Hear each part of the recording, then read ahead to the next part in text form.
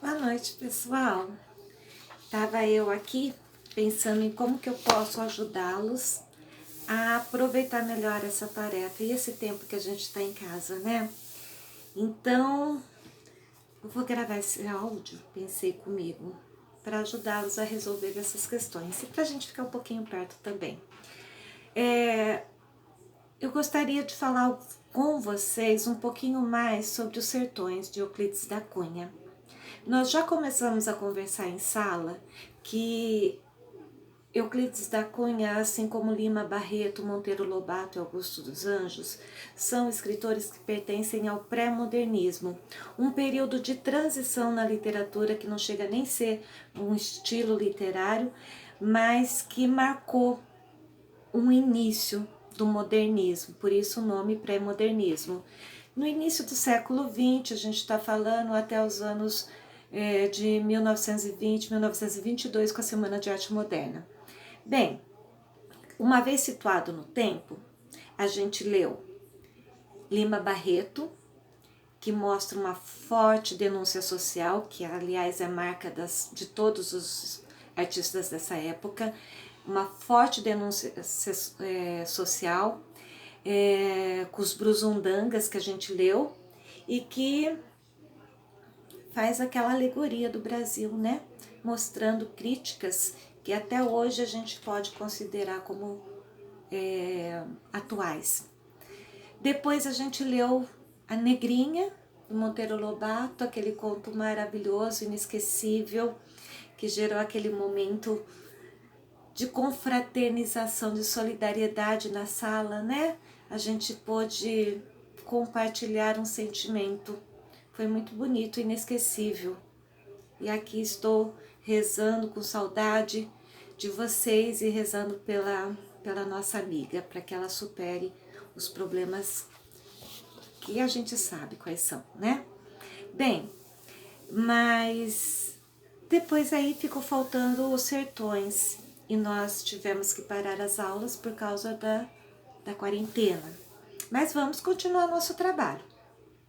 E para entender melhor essa obra, eu passei para vocês também essa outra folhinha que tem um resumo de um pensamento filosófico da época que vai influenciar muito a estrutura dessa obra.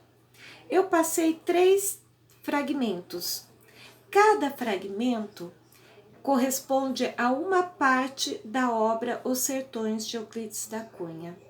Então, o romance ele é dividido em parte 1, a terra, parte 2, o homem e parte 3, a guerra.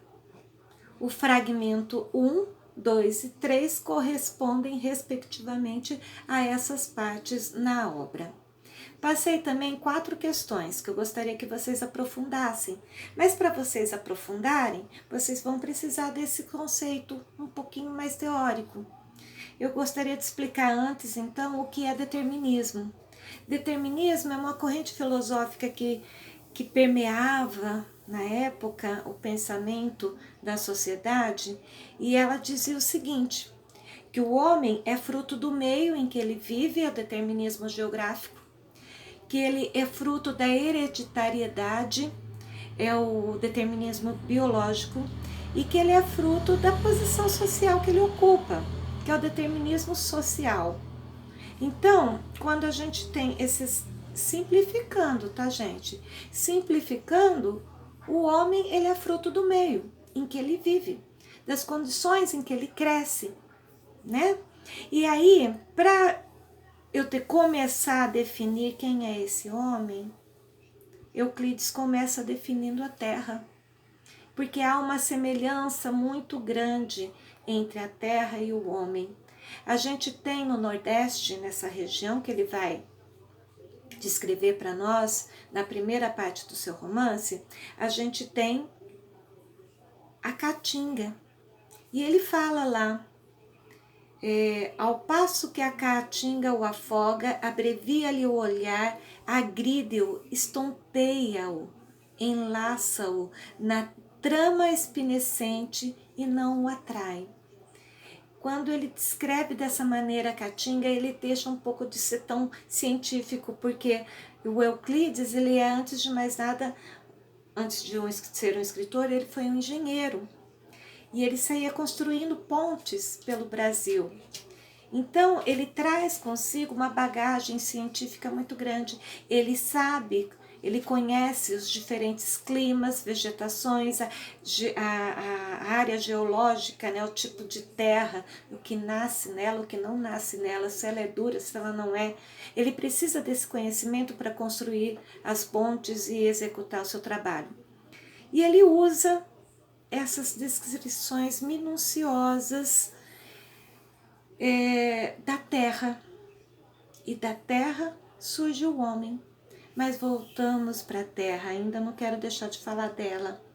Ele fala da falta de horizontes, da falta de perspectiva, porque a caatinga, quando você olha, você vê uma vegetação sem folhas, por causa da pouca umidade. Então, para não evaporar muito, não perder muita umidade, elas não têm folha, elas têm mais espinhos. E as que não têm espinhos, os galhos secos arranham a pele como se fossem espinhos.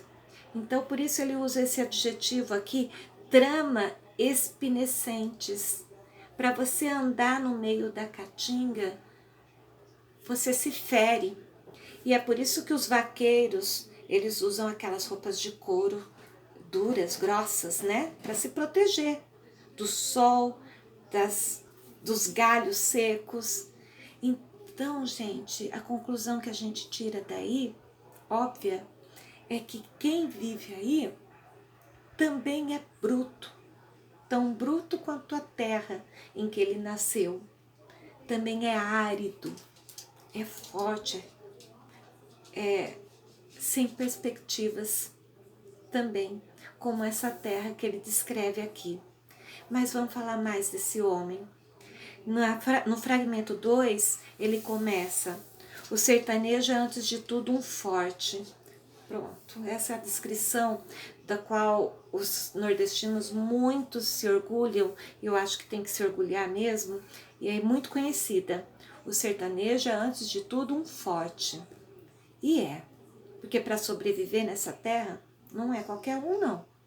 E ele fala até de maneira um pouco pejorativa, no meu ver, que não tem o raquitismo exaustivo dos mestiços neurastêmicos do litoral. Quer dizer, ele chama o pessoal do litoral como magrelos, raquíticos, né? Bem magros, e não tem aquela aparência cansada não só fisicamente, mas principalmente mentalmente, que é a aparência do homem do litoral. O sertanejo, que é antes de tudo um forte, é também Hércules Quasímodo. É um outro adjetivo que ele usa, e eu coloquei como observação para vocês do texto 2, lembrar desse adjetivo composto de dois nomes, Hércules Quasímodo. E o que será que ele quis nos dizer com isso, com essa imagem? Ora, Hércules, o semideus, o símbolo, né, da força humana. Hércules fez os seus 12 trabalhos e provou para a gente que era um dos homens mais fortes da Terra, segundo a mitologia grega. E Quasímodo, uma história lá da Idade Média, lá da... Ai, agora desculpa, do Victor Hugo, né? E essa história, ela mostra um personagem feio, que afastava as pessoas, deformado, com o rosto disforme, com as costas corcundas. Então a gente tem aí um Hércules representando a força e o outro, Quasímodo, o corcunda de Notre Dame, representando a feiura. Então ele fala que o sertanejo é feio, é desengonçado, tem os braços mais compridos, assim, anda assim, meio arquejado, mas é forte. Então, essas duas formas de se referir ao sertanejo é bem fruto desse ambiente, desse meio em que ele cresce, em que ele nasce, em que ele vive, que é a terra árida, a caatinga, o sertão nordestino. Bem, aí eu já tenho o determinismo presente, já que o homem é fruto dessa terra árida, por isso ele também é forte, ele é bruto, ele é árido. E aí a gente passa para o texto 3, me desculpa, o texto 3, o fragmento 3, ele entra na parte da guerra. E eu também coloquei a observação para vocês, olha, Hércules Quasímodo, né, no texto 2, e a Guerra de Canudos no texto 3. Fragmento 3, ele diz, decididamente, era indispensável que a campanha de Canudos tivesse objetivo superior à função estúpida e bem pouco gloriosa de destruir um povoado dos sertões. Ele foi muito crítico com relação à guerra. E se você leu até o final, ele vai afirmando, Canudos não se rendeu. O exército brasileiro, eles estavam lutando contra pessoas fortes, porque lembre-se, o sertanejo é antes de tudo um forte. E aí, no finalzinho, eu acho fantástico, ele diz assim, morreram todos, né? Eram 4 apenas, um velho, 2 homens feitos e uma criança, na frente dos quais rugiram raivosamente 5.000 soldados. 5.000 soldados na frente daqueles 4 sobreviventes. E foi uma guerra tão desigual, né? E ao mesmo tempo tão humilhante para o exército, para os batalhões que foram enviados antes, porque vários batalhões foram enviados e dizimados. Chegavam aqueles soldados emprumados nos seus cavalos, ou às vezes a pé, os batalhões atacando Canudos, mas lutando porque receberam a ordem para lutar. É diferente de você ter homens, mulheres, crianças, idosos lutando por aquilo que eles acreditam, pela terra deles, pela sobrevivência deles. Então, aí vem uma força que soldado nenhum supera. Foram necessários 5